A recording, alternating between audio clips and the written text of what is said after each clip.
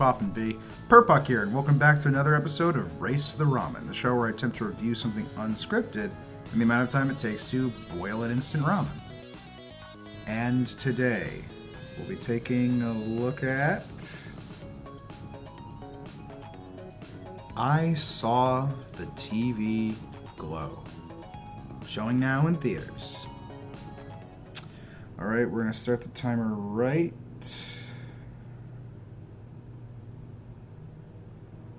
now. Okay, so I Saw the TV Glow. This is the most recent film from director Jane Schoenbrun, whose only other previous feature film was We're All Going to the World's Fair, which I've actually seen, and I remember enjoying quite a bit. Didn't love it, but it was a very interesting and distinct directorial debut with a lot of style. So I wanted to keep my eyes on this director, and I Saw the TV Glow has been getting a ton of really, really interesting buzz around people who managed to see it before it came out now at festivals and stuff. And a select few people I follow have been raving about it like it destroyed them and rebuilt them anew. Like one of those kinds of movies. So I made time to go see this as soon as I could because I was very interested. And if We're All Going to the World's Fair was Jane Schoenbrun getting confident with their style and figuring out what did and didn't work, this is their style and vision crystallizing into almost a completely, totally, fully formed thing. Because I Saw the TV Glow is kind of a low-key miracle movie. I am not expecting it to do amazingly box office-wise. It's doing pretty well critically. And I've seen that most people who've gone to see it have enjoyed it. But I can also see this being a very divisive movie where a lot of people are going to walk out of it like, what the hell was that?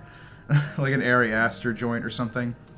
But for the people who have a horse in this race, who can relate to these characters and this story and the themes it's going for, it could very well hit you very hard. The basic premise is you have two teenagers to start, Owen and Mandy, who live in a small town in the late 90s, pre-internet era, and they're both kind of loners. They seem like they might be neurodivergent in some way. They could be coded to have autism or ADHD or any number of things. It could also just be awkward.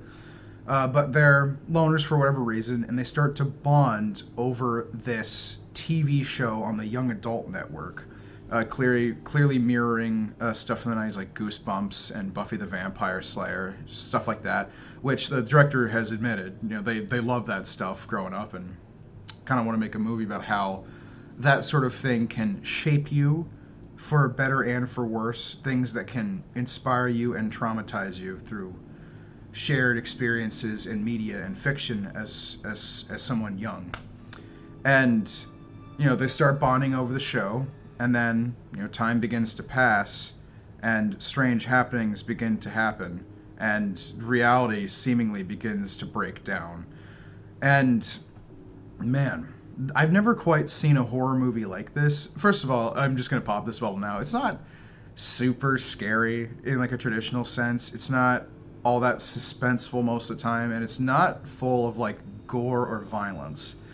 It's more of an emotional stress and almost existential conundrum kind of horror. Because it starts as why don't I understand myself as a teenager, and how can this thing help me maybe better understand myself, to why doesn't the world make sense? Why doesn't time feel right? Why isn't growing up feeling like the way it's supposed to feel, the way people told me it's supposed to feel? There's a lot of themes about self-discovery and emotional repression, not being comfortable where you are and knowing you gotta get out of where you are, but you don't know how. Lots of stuff that'll be really relatable for young people still finding themselves, and probably for a number of slightly older but still young people in my generation and above who maybe feel a certain sense of arrested development, growing up trying to shed the part of them that is an irresponsible child, but also holding on to your innocence and wondering how well you even remember the stuff that shaped you. And if you've just like somehow gaslit yourself or just lied to yourself to make it something different, these are the kinds of crazy questions this movie was putting in my head, alongside ideas of like gender identity and like all crazy lo-fi B-movie horror visuals. Man, if you don't like freak the fuck out or cheer when you see the ice cream man, then you know that this movie isn't gonna do much for you. I It's quite a jumbled experience, but totally worth it, I think. Hopefully that gives you a decent impression of what I think of the movie. I say it a lot that this is a hard one to describe, but it is. I don't want to spoil movies if I can ever help it, because, you know, my main goals here in Race the Ramen are to, like, express my opinion, entertain you all, and say whether or not you should go see it. And in this case, I would encourage as many of you as possible to go see this, and I really don't know what you're all going to think of it. I think it's a fantastic movie in most regards. I think if you looked at the script critically for long enough, you could probably pick it apart logically in a number of places.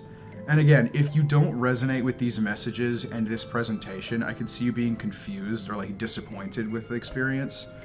But if you can get on the same level as this and immerse yourself into the story it's trying to tell, it is a very, very gripping, extremely well presented, brilliantly directed, scored, and pretty fucking well acted, generational kind of film that I recommend pretty much everybody check out and learn whether or not it's for them, because this might be a new emotion you've never experienced before, or one you tried to forget. One or the other. But either way, great movie, totally should see it, pretty much everybody. I Saw the TV Glow a 9 out of 10. I don't think it's perfect, but for what is very clearly an extremely personally inspired, personal story-driven film, where you can just feel the creator's experience like seeping into the whole thing. This feels like a lost universal experience or something like that I've just kind of been waiting for some movie to put to imagery. And I don't know, if you ever wanted to see a movie almost like put a mirror up to you and ask the question, is escapism helping you or not, or is it irresponsible? And like, what does media mean to us? How does it shape us for better or worse? It's a pretty interesting story, and it's got a bunch of other themes grappling onto it. I didn't even mention all the gender stuff that much, because that's not really my forte. I'm a cisgendered, mostly heterosexual man, so that message wasn't really hitting me the same as it was other people. But in so many other ways, this movie felt like it hit me in the face with a shovel, called me a bitch, and then patted me on the back for like an hour saying it's gonna be okay. Oh, and Fred Durst, I almost forgot. If that's not enough for you, Fred Durst is in this movie. So go see it just so you can say you saw the A24 movie, What Has Fred Durst in It? It's pretty worth it.